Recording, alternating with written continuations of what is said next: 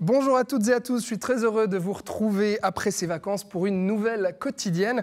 En ce lundi 31 octobre, de l'actu du sport et de la culture avec des invités en plateau qui attendent sagement en coulisses. Tout d'abord Valérie Jean-Renaud qui est avec nous. La syndic de Burtigny a été élue membre du comité de direction de la région de Nyon. Elle remplace ainsi Chantal Landero qui avait annoncé sa démission cet été. En sport, c'est le FC Prangin qui sera avec nous, son président Gert Devillé et la coach Alcina Rodriguez. Alors que leurs équipes féminines ont toujours plus de succès et que de nouveaux coachs ont été engagés, eh bien le club demande un terrain synthétique à la municipalité. Et enfin, en culture, c'est la journée des arts ce samedi 5 novembre à Nyon. 48 créateurs et créatrices invitent gratuitement le public à découvrir leur travail, comme le photographe Mathieu Croisier qui est là, accompagné de l'organisateur Patrick Tarin. Mais tout d'abord, Valérie Jean-Renaud, je vous en prie, rejoignez-moi sur ce plateau. Alors, vous êtes syndic de Burtigny, vous avez été élu membre du comité de direction de la région de Nyon. Le conseil intercommunal a choisi son ancienne présidente. C'est donc vous pour occuper le siège exécutif régional laissé vacant à la fin du mois de juin par la démission de Chantal Landero, Lédicaster Sport et Culture. Pourquoi avoir accepté de prendre ce poste, Valérie Jean-Renaud? Alors d'abord, bonjour Alexandre. Bonjour. C'est grand plaisir pour moi de retrouver Nyon Région Télévision. Avec plaisir. D'ailleurs, Nyon Région Télévision est bien soutenue par Région de Région Nyon. Nyon, tout à fait. Alors, Région de Nyon, moi je suis complètement acquise. Donc, je crois que j'ai un peu tout fait à Région de Nyon. J'étais d'abord scrutatrice législature 2006-2011. Ouais. Ensuite, j'ai passé à la présidence Pendant la dernière de Région de Nyon, voilà, pendant la dernière législature. Parce que vous Et dites puis que c'était ensuite, une suite logique finalement. et puis, alors oui, une suite logique dans l'implication pour la région. Ouais. Pas une suite logique pour Oui. passer dans tous les Mais postes. Voilà. disons que c'était important Mais pour vous c'était de rejoindre ce important, comité c'était de important. direction. Oui, c'était important pour moi. Parce que j'étais donc plutôt du côté du législatif. Et puis là, en fait, je rejoins l'exécutif. Et puis, c'était comme si ce poste m'appelait au début de l'été. Ouais. C'était donc la culture et le sport qui sont restés vacants. Et puis, voilà, moi, je travaille dans la culture depuis passé 30 ans. Donc c'était important, voilà, c'était important, c'est important de la défendre. Il y a aussi une autre importance, c'est que vous êtes syndic de Burtigny. C'est aussi important d'avoir justement des membres de ce comité de direction qui appartiennent à des plus petites communes.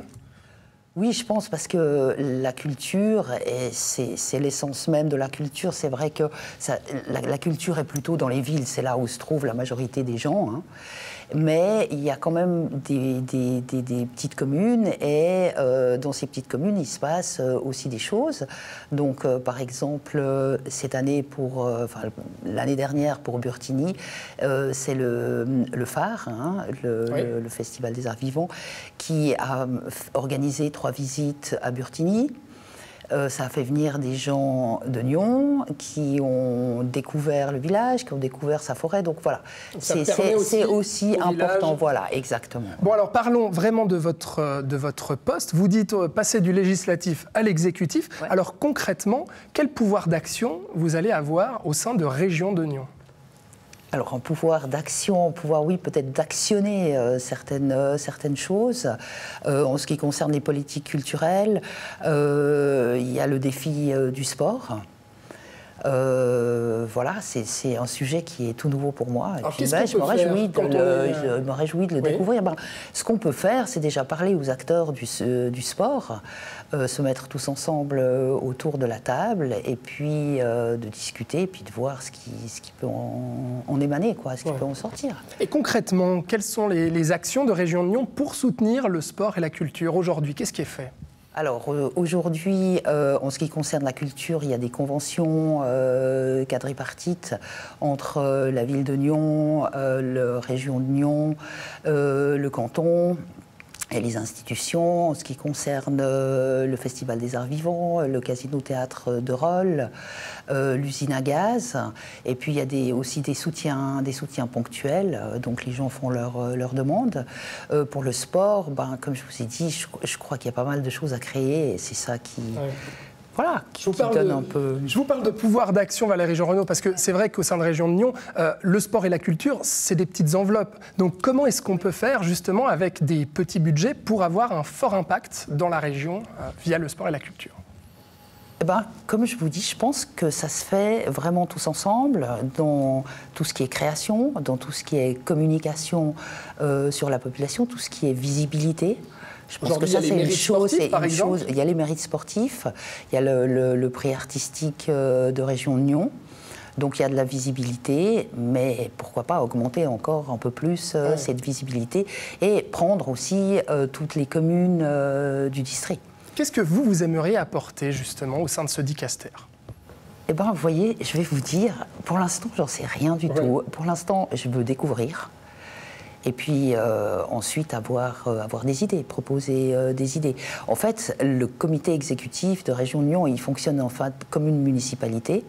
Donc c'est proposer des choses, prendre des décisions tous ensemble. Et voilà, je me réjouis de faire un état des lieux et de pouvoir découvrir. Mais je suis sûr que vous avez une petite idée, parce que au sein de cette région, c'est vrai que le sport et la culture sont déjà très bien représentés. Il y a vraiment une grande vivacité, beaucoup d'acteurs et d'actrices culturelles et sportifs. Mais selon vous, le regard que vous portez en tant que politicienne, syndic de Burtigny aussi, qu'est-ce qui pourrait être fait pour encore améliorer les choses ? Je pense que dans le sport, il y a des choses qui devraient être améliorées. Et puis, vous savez, le sport, c'est pas seulement des performances physiques, mais il y a aussi tout ce qui est mental. Et puis ça, je pense que ça pourrait être un peu peut-être mieux communiqué, je ne sais pas comment vous expliquer ça, de gérer son intérieur, de gérer son mental dans les performances. Donc, mettre l'accent là-dessus, c'est vrai qu'on parle beaucoup d'intégration aussi, le sport handicap, ce genre de choses, c'est aussi des choses à développer peut-être ? Je pense. Ouais. Écoutez, je ne peux rien vous dire pour l'instant. Je sais, vous m'avez invité, mais pour l'instant... Non, c'est pas un secret. C'est que je découvre. Ouais. Donc, je ne voudrais pas dire, voilà, il va se passer ci, il va se passer ça. Je veux simplement découvrir. Puis alors, je vous propose, vous me réinvitez. Voilà. Non, mais la culture, Valérie Jean-Renaud, vous dites, c'est vrai, ça fait 30 ans que vous travaillez dans la culture. Il n'y a pas une idée là qui vous trotte en tête et vous vous dites, là, peut-être qu'à travers Région de Nyon, je vais peut-être pouvoir amener un projet personnel. Je ne sais pas, quelque chose qui vous anime depuis quelques années, vous aimeriez faire dans la culture ? Alors, ce qui manque dans la région, c'est la littérature. D'accord. Voilà. Donc, on peut faire aujourd'hui un appel à des auteurs qui voudraient proposer des ouvrages, des publications.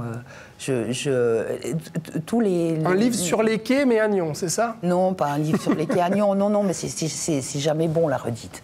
Il faut créer une nouvelle, de nouveaux événements.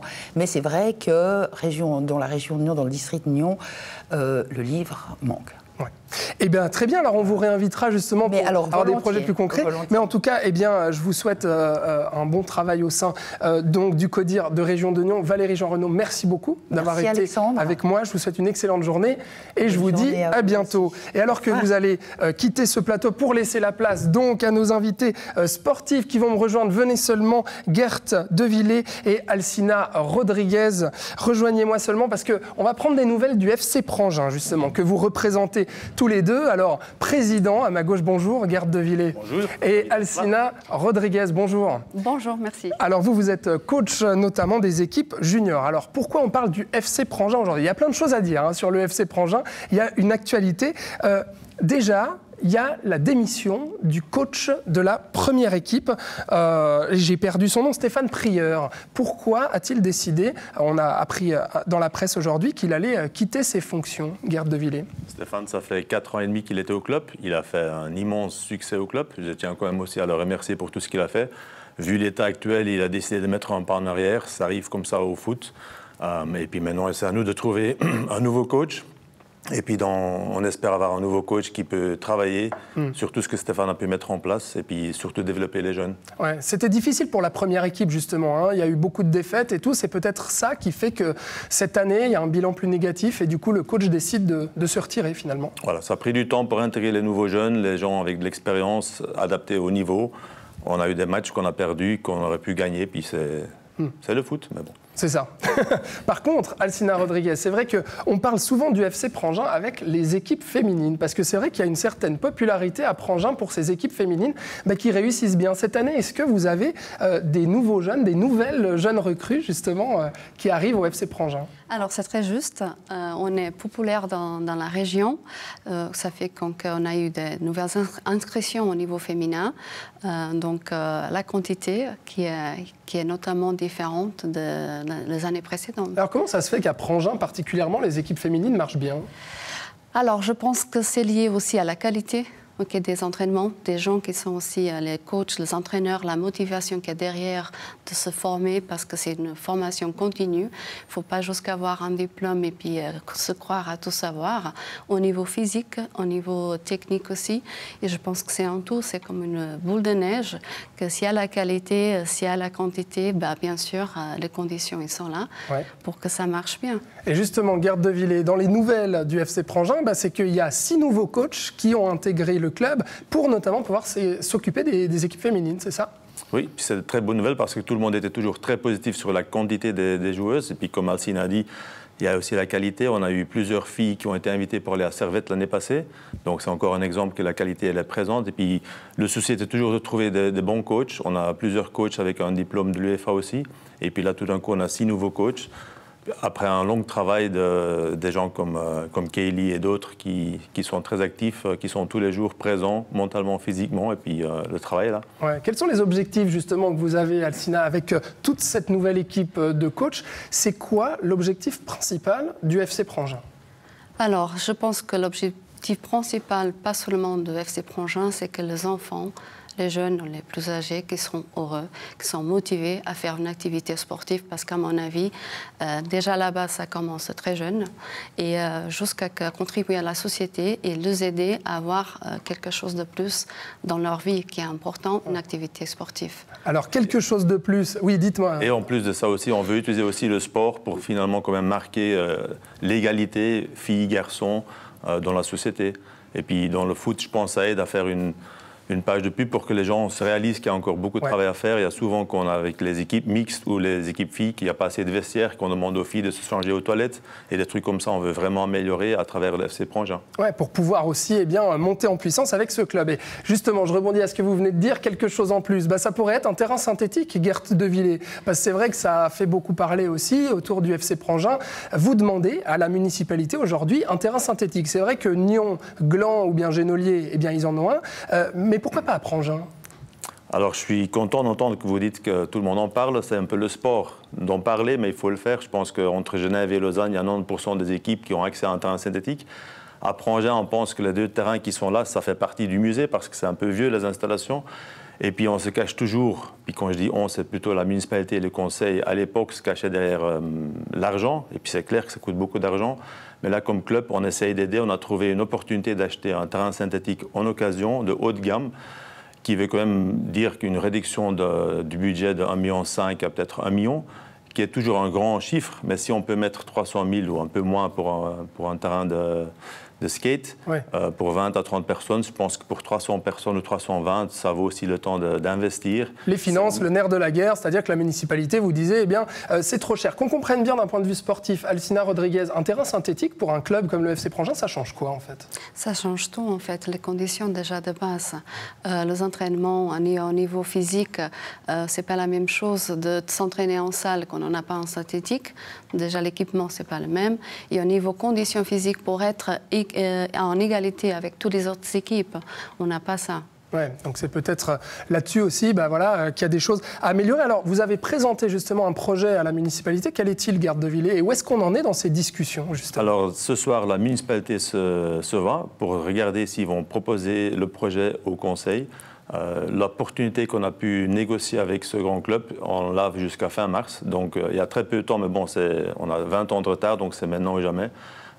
Et puis, je pense qu'ils ont 3-4 mois pour se décider est-ce qu'on peut le faire. Et puis, c'est à eux de voir. Donc, on essaye, je pense qu'on est le seul club dans toute la région où le club essaye de faire avancer les choses. Si on regarde la vitesse, comment à Gland, ils sont en train de mettre des synthétiques, la nouvelle lumière et tout ça. Vous avez eu une émission, je pense, sur le LED. Oui, tout à fait. Sur les nouvelles lumières des stades. Et donc là, on essaye d'aider vraiment la municipalité dans l'intérêt de ses propres habitants. Ouais. Et donc, de votre club, une dernière petite chose peut-être, c'est que vous parlez aussi d'un manque qui serait les infrastructures. Vous me parliez des vestiaires aussi. Qu'est-ce qui manque encore au FC Prangin pour pouvoir monter en puissance, comme je le disais avant? Je pense, en plus du synthétique, c'est surtout les vestiaires. Je pense qu'on n'a que 4 vestiaires, donc c'est vraiment le moment où on va moderniser le stade des Albériaux, ou sinon il faut regarder dans quelques années, est-ce qu'on doit baisser le nombre des membres? Et puis, est-ce qu'on doit juste être honnête pour dire non, on peut juste faire les petits qui jouent et peut-être les vétérans FCA Berrios. Mais actuellement, comme on fait le foot à Prangin, il faut vraiment investir synthétique, les vestiaires. La buvette, on va en parler une autre fois. Oui, voilà, c'est vrai qu'il y a ça aussi qui a fait parler cette année. Est-ce que le FC Prangin a le droit à sa buvette? C'est vrai qu'il y a plein de sujets autour de ça. Alcina Rodriguez, je vous laisse le mot de la fin pour me dire peut-être, d'un point de vue sportif, là, les équipes féminines, elles en sont où dans les classements, dans les divisions? Là, on est dans le premier degré, en sachant qu'au niveau où la base, elle commence, comme l'école de foot 5-6 ans, je suis satisfaite, je suis contente et partagée par une tristesse aussi d'avoir une liste d'attente de jeunes filles qui attendent d'avoir 5 ans pour commencer les entraînements au foot. Donc il y a de la demande, quoi. Il y a de la demande, voilà. D'accord, très bien. Rendez-vous aussi en décembre, je crois, avec votre repas de soutien. C'est quel jour? Alors c'est le 3 décembre, on va faire une jolie soirée, on a plein de tombolas déjà prévues. Et puis avec le bénéfice de cette soirée, on va aussi louer des conteneurs. Comme ça, pendant que la commune essaie de mettre des vestiaires en place, on peut quand même entre-temps trouver une solution pour les jeunes dès le printemps l'année prochaine. Merci beaucoup pour ces informations. Et puis on vous souhaite une très belle saison au FC Prangin. Gerd Devillé, Alcina Rodriguez, je vous souhaite une bonne journée. Et puis à bientôt pour les prochaines nouvelles sportives du FC Prangin. Avec plaisir. Merci beaucoup. Merci. Alors on passe tout de suite à la culture. Du coup, si j'arrive à retrouver mes fiches, forcément, oui, venez avec moi seulement. Patrick Tarin, Mathieu Croisier, rejoignez-moi en plateau pour parler de cette Journée des Arts qui a lieu ce samedi 5 novembre à Nyon. 48 créateurs et créatrices qui invitent gratuitement le public à découvrir leur travail. C'est la 4e Journée des Arts dans 24 lieux de la ville. Patrick Tarin. Alors, il y aura des plasticiens, photographes, peintres, sculpteurs, céramistes. Qu'est-ce que j'oublie? De la sculpture, du cinéma. Du cinéma aussi. De la vidéo. Et de la photo avec Mathieu. De la photo, évidemment. Voilà, alors Mathieu est là, bonjour. Bonjour. Pour parler de ces photographies, puisque la particularité de la Journée des Arts, c'est qu'à chaque fois, il y a un invité, c'est ça? Comment ça se passe? C'est quoi cette tradition? Nous avons un invité, en l'occurrence Mathieu Croisier cette année. Là, on recherche plutôt le travail d'une personne sur le long terme. Et nous avons aussi un coup de cœur que nous exposons. Et là, le coup de cœur, il s'agit plutôt de mettre en avant une exposition ou un travail bien particulier. Donc ça, c'est le travail de l'association tout au long de l'année. Trouver des artistes qui pourraient convenir et nous plaire pour les exposer. Rappelez-moi le but de cette Journée des Arts, en fait. C'est d'avoir une journée où vous réunissez beaucoup d'acteurs et d'actrices culturelles de la région. C'est ça pour leur permettre de rencontrer le public? C'est ça, finalement, la Journée des Arts permet de fédérer les acteurs culturels de la ville. Alors, il y a des acteurs très connus comme le sont les musées. On leur demande par contre d'ouvrir gratuitement, de faire si possible une animation un peu particulière. Les galeries qui sont là tout au long de l'année, on veut également qu'elles soient présentes, ce sont des acteurs importants, mais aussi des ateliers d'artistes qui normalement sont fermés. Et là, vont ouvrir leurs portes au public. Donc, ce qu'on demande, c'est que le public ose pousser des portes, ose aller vers cette culture qu'on amène et qu'on ouvre gratuitement. Et aller à la rencontre des artistes comme vous, Mathieu Croisier. Alors, vous êtes un photographe lausannois, c'est juste. Oui. Qu'est-ce que ça représente pour vous, une journée des arts comme ça? Ça permet de toucher un autre public? C'est quoi? Oui, absolument. Déjà, j'aimerais remercier toute l'équipe de la Journée des Arts, tout le comité et particulièrement Patrick. Vous êtes mis en valeur, hein, cette année. Oui, oui, c'est vraiment une super opportunité. Enfin, je suis ravi de pouvoir faire partie de ce projet événement vraiment super. Mais alors, c'est quoi? On rencontre d'autres artistes, on rencontre un public différent d'habitude. C'est ça. En fait, moi, c'est la première fois que je participe, donc je me réjouis de découvrir aussi. Et c'est vrai que je viens pas de Nyon, je vis pas ici, donc je me réjouis aussi de découvrir un peu la scène locale que je connais pas particulièrement, même s'il y a bien sûr quelques endroits et quelques institutions que je connais déjà. Mais oui, je pense que c'est une super opportunité pour rencontrer des gens, discuter et voilà, découvrir des travaux de personnes qu'on ne connaissait pas. Ouais. On va parler de vos photographies, on va les voir d'ailleurs à l'écran s'afficher vos photos, mais j'aimerais votre regard à vous, Patrick Tharin, sur le travail de Mathieu. Pourquoi est-ce que vous avez décidé d'en faire l'invité de la Journée des Arts, avec les photos voilà, qu'on voit ici? Alors la Journée des Arts, d'abord, elle est faite et organisée par un comité et une association de bénévoles. Et puis au sein de ce comité, on a des gens qui sont intéressés à faire partie d'un jury. Et puis, chacun amène des artistes qu'il a trouvés intéressants et qu'il a vus dans l'année, qui l'ont marqué. Et qu'est-ce qu'il y a d'intéressant chez Mathieu? Donc moi, j'ai vu le travail de Mathieu, il m'a beaucoup intéressé, il est moderne, il est percutant, comme vous pouvez le voir sur cette image-là. C'est pas toujours dans ce contexte-là. Son Instagram nous a aussi beaucoup intéressés, parce qu'il y a à la fois ce côté fort de son exposition qui l'a amené pas mal et assez loin, notamment le British Photography qu'il a nommé parmi les 20 photographes à suivre dans le monde en 2021. Et sur son Instagram, il y a à la fois du travail personnel, du travail d'exposition et du travail de commande. C'est une sorte de melting pot et ça nous a beaucoup plu. Ça a aussi beaucoup plu au reste du comité. Donc voilà, moi j'ai présenté son travail, d'autres ont présenté d'autres travaux. Tout était vraiment intéressant, mais il faut faire un choix. Et voilà. On a voté pour Mathieu. Mathieu, les photos qu'on voit, comment est-ce que vous pourriez définir votre travail? Je crois que vous explorez beaucoup le corps humain, oui, et puis les ambivalences entre la beauté, la laideur, en tout cas ce genre de notions-là. Oui, absolument. En général, ce qui m'intéresse, c'est un peu justement de travailler sur cette limite entre des notions opposées, donc comme vous venez de le dire, le beau, le laid, le fascinant, le repoussant, et en fait finalement le normal et l'anormal, et d'essayer en fait de venir brouiller un peu les pistes et de se trouver en fait à la frontière et de jouer avec cette ambiguïté aussi. Et ouais, je dirais que c'est vraiment au final un peu ce projet en particulier. C'est une sorte aussi d'exploration de ma propre queerness et au fait dans lequel je décide de revendiquer ma propre monstruosité. Et c'est en fait un processus qui est inspiré de la réappropriation politique de certains termes comme queer, freak ou PD, enfin ce genre d'insultes qui, une fois réappropriées, deviennent quelque chose de beau et de fort, dans une dimension un peu libératrice. Donc c'est vraiment un peu cette idée-là qui guide votre travail. Exactement, depuis plusieurs années. Ouais, donc le côté bizarre, c'est ça que vous aimez c'est ça, en fait, finalement, de finalement présenter, en fait, pour moi, c'est la monstruosité qui devient belle, et finalement, c'est la norme qui produit que des complexes, des discriminations, des violences. C'est cette norme qui devient laide, en fait, finalement. Donc c'est un peu de renverser ces idées préconçues un peu. Et donc si on veut voir ce travail en chair et en os, c'est donc à l'atelier photo, hein, c'est ça, toute la journée du samedi 5 novembre. Dans les autres highlights, si j'ose dire, et employer un anglicisme, c'est vrai que on peut noter à l'espace la présentation du court-métrage Crevasse, la collaboration du peintre Bernard Garot et du cinéaste Marc Descoster, qu'on connaît bien chez nous, tous les deux, ces deux artistes. Mais quoi d'autre? Très rapidement, un coup de cœur, Patrick Tharin. Le coup de cœur, Laurence Kupski, qu'on expose à la galerie L'Esquisse arrive, un travail sur les criquets. Les Chinois, ils ont une passion pour le grillon, que ce soit pour son chant ou pour simplement en faire des combats. Oui, alors ça m'a intrigué, ça. Il y a des combats de criquets, en fait. Il y a des combats de criquets, de grillons. Intéressant. Je reviens sur le film. On est aussi présent au Cinéma Capitole avec un film sur les copistes de Van Gogh qui avait été sélectionné par Vision du Réel. Intéressant d'aller au cinéma un samedi matin, pourquoi pas. La Mobilière qui invite au vernissage de l'exposition d'art et développement durable en présence du jeune artiste Yannick Burgin. C'est quelqu'un qu'on a pu voir à Art Basel, par exemple. Donc on a un niveau qui devient de plus en plus intéressant. On a la fresque qui est bien... Vous avez demandé un coup de cœur, hein. Là vous en avez plein. J'en ai plein, mais vous savez, on a 48 artistes. Donc ah bah oui, je ne parle que de quelques-uns. Et 24 lieux, du coup, en une journée.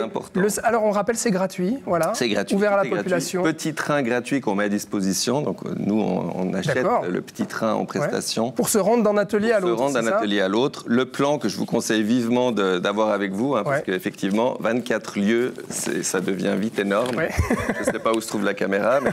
Juste ici. Voilà, beaucoup de lieux. Et là, vous avez un petit résumé de ce que vous allez pouvoir voir. Vous allez voir, c'est très varié, très diversifié. Et pour la suite, c'est sur Internet, Journée des Arts de Nyon. Exactement. Patrick Tarin, merci beaucoup.